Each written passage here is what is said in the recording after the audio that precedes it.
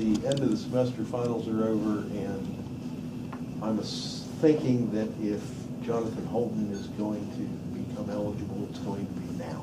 Is he? Is he eligible now? Yes. No. Will he be? Or have you given that up? No. At what point do you? I would think.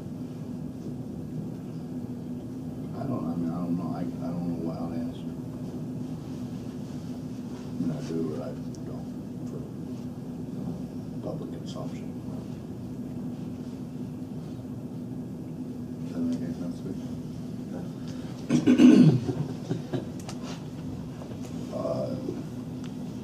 It's still in process. How's that?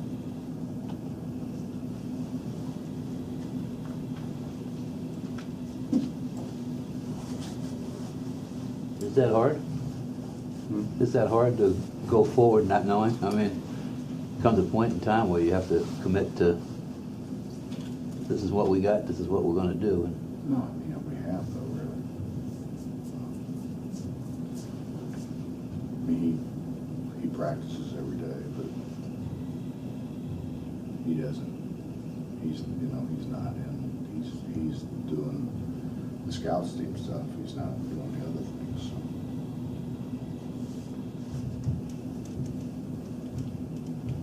What would Jonathan Holden bring to this It's team? Christmas Day for crying out loud.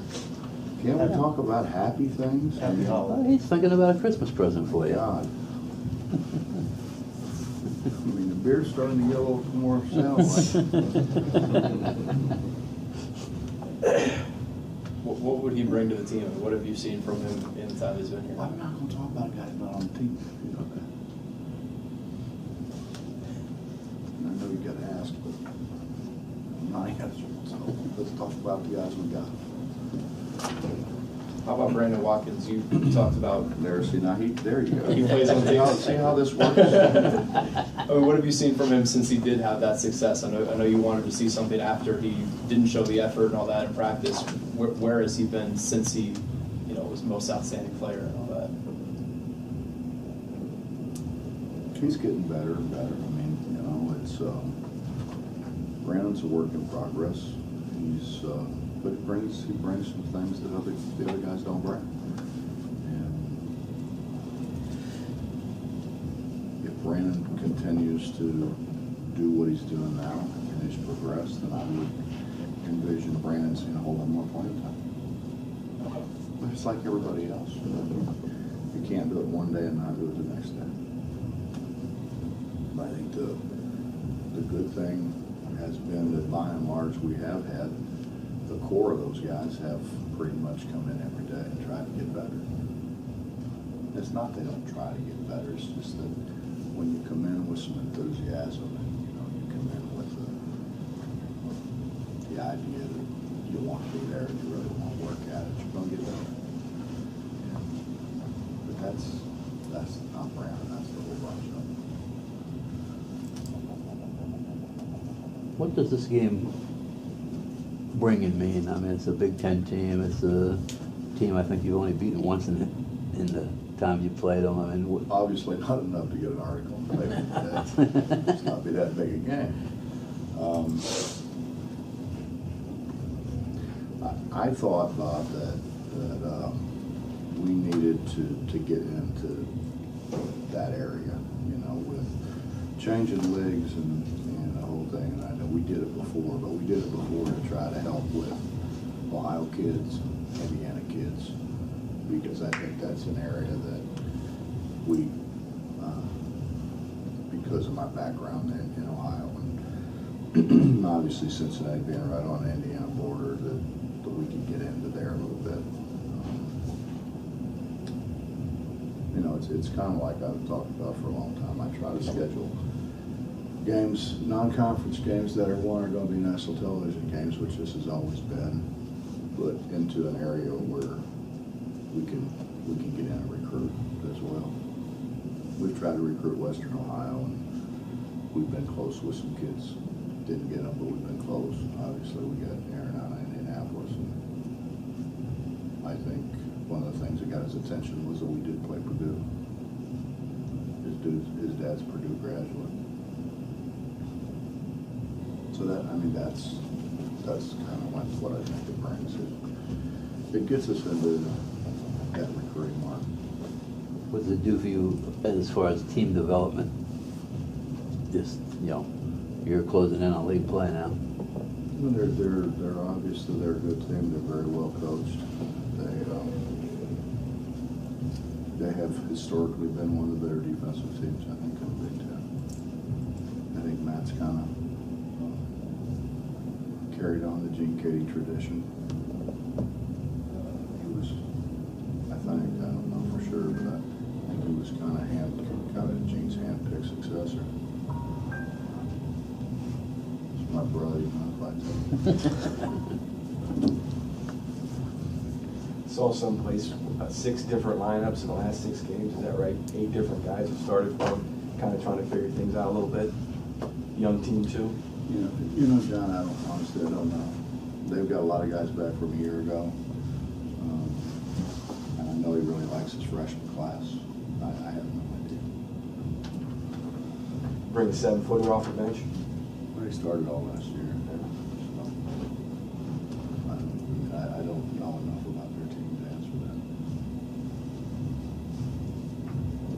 that. Coach, do you like the schedule the way it sits up now, or would you prefer it, where it's Wednesday, Saturday? Because 3 games in 20 days or whatever? Yeah, well, I think it's hard once you get playing every 2 or 3 days to have a whole week. But we had to have it because of finals. Our guys came back from the Marshall game and finished finals. So, and it is what it is.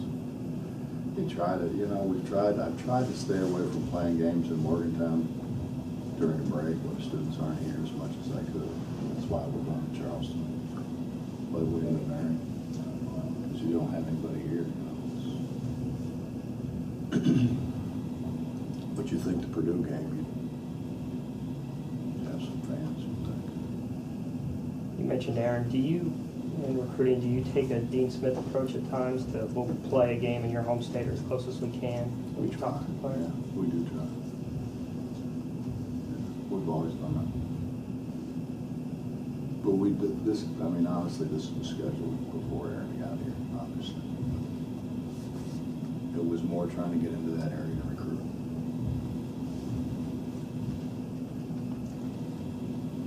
What Terry's been doing lately, where is he now compared to the beginning of the year? Health-wise, is he back to the Terry that you want, or can he continue to progress?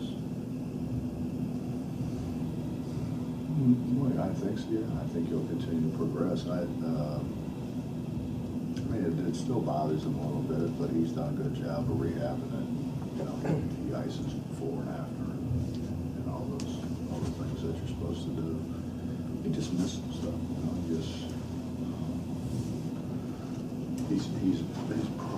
He's like if you take Terry and Jawan and Aaron, he's still probably behind those guys in terms of everything that would put him, because you can't stand on the sidelines and learn. And he was over there for a good while. But he's getting better. Obviously, he's playing better. He's starting to make shots again. If he develops into a consistent third scorer, does that change what you want to do down low? I know you've been trying to develop the post presence, but if you get a third scorer out on the perimeter, does that change any of that?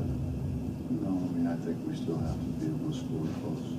When you look at, and everybody, I think Iowa State's a great example of people who shoot threes extremely well. What I think people kind of miss is George Niang's really good at the post. He's really good at the post. Now he can step out and shoot it, but he's really good at the post. And he gets a lot of one-on-one coverage down there because they spread you so much. But I think without him in the post, that perimeter stuff's not near as good. So I think we have to continue to try to develop somebody down there. Along those lines, Devin didn't appear to have the best night ever at Marshall. Is he coming along a little bit and recognizing when guys are collapsing in on him?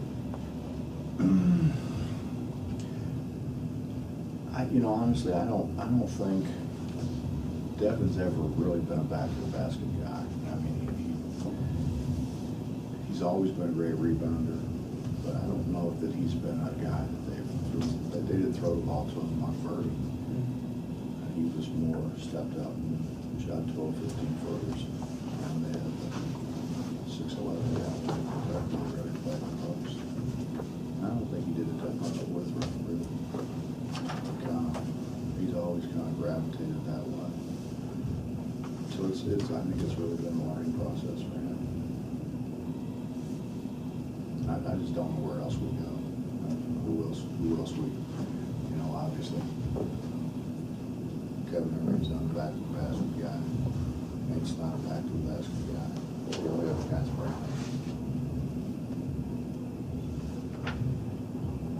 What have you seen out of Nate? Man, it seems like every time Nate kind of gets going, he sprains his ankle. I think he sprained his ankle 3 or 4 times.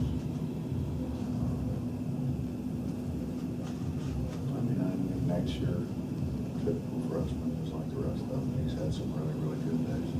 He's not very good. But that's what you get with freshmen. He's had days where he's really shot the ball well. He's had days where he hadn't shot very well. I think the challenge is to get to Nate to be able to do more things than just shoot, to be able to score different ways. He's not a guy right now to go after anybody on his back and score in the post. I think he could be, if you play him at the 3, he may end up being 6'10". That's a pretty good size 3 man. But it doesn't do you any good if you can't take a smaller guy and put you on that run on your back. So there's things that we got to spend a lot of time with Nate with, but we can't do that now. We have to do that in the spring and fall.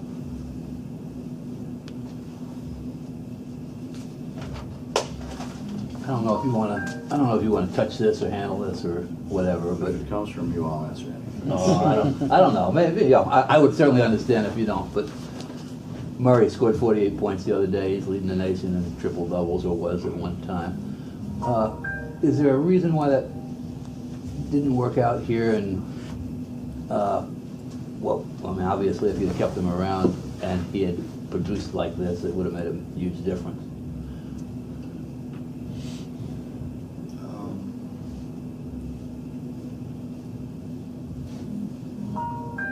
I'm happy for Eric.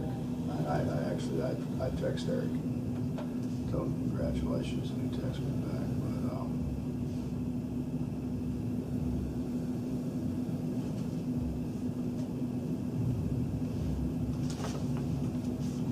I know what the right answer is. But you're right. I don't know if I want to say what it is because it's somebody's going to say I'm